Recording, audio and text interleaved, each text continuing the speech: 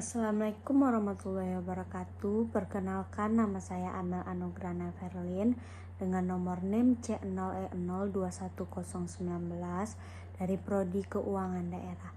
Baiklah, di sini saya akan menjelaskan per poin yang saya buat yang berjudul Value for Money Audit. Yang pertama yaitu karakteristik Value for Money Audit. Audit kinerja yang meliputi ekonomi, efisiensi, dan efektivitas pada dasarnya merupakan perluasan dari audit keuangan dalam hal tujuan dan prosedurnya.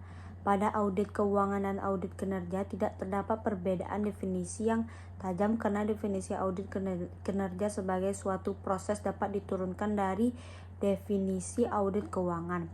Pengertian audit dalam audit keuangan adalah suatu proses yang sistematis untuk memperoleh dan mengevaluasi bukti secara objektif mengenai asersi atas tindakan dan kejadian ekonomi, kesesuaiannya dengan kriteria standar yang telah ditetapkan, dan kemudian mengomunikasikan hasilnya kepada pihak-pihak penggunaan laporan tersebut. Yang kedua yaitu audit ekonomi dan efisien. Audit ekonomi dan efisiensi bertujuan untuk menentukan yang pertama, apakah suatu entitas telah memperoleh, melindungi, menggunakan sumber dayanya seperti karyawan, gedung, ruang, dan peralatan kantor secara ekonomis dan efisien. Yang kedua, penyebab terjadinya praktik-praktik yang tidak ekonomis atau tidak efisien termasuk ketidakmampuan organisasi dalam mengelola sistem informasi, prosedur, administrasi, dan struktur organisasi.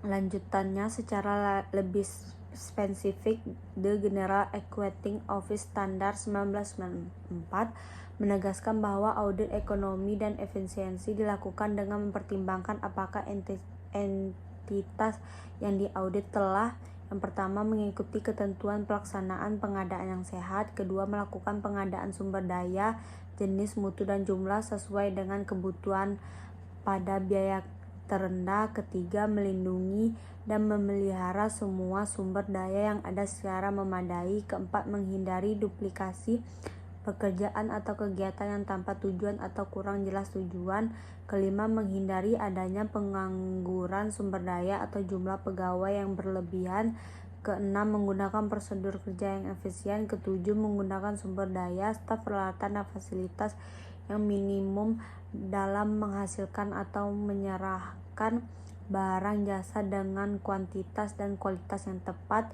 Ke-8 mematuhi persyaratan peraturan perundang-undangan yang berkaitan dengan perolehan, pemeliharaan, dan penggunaan sumber daya negara.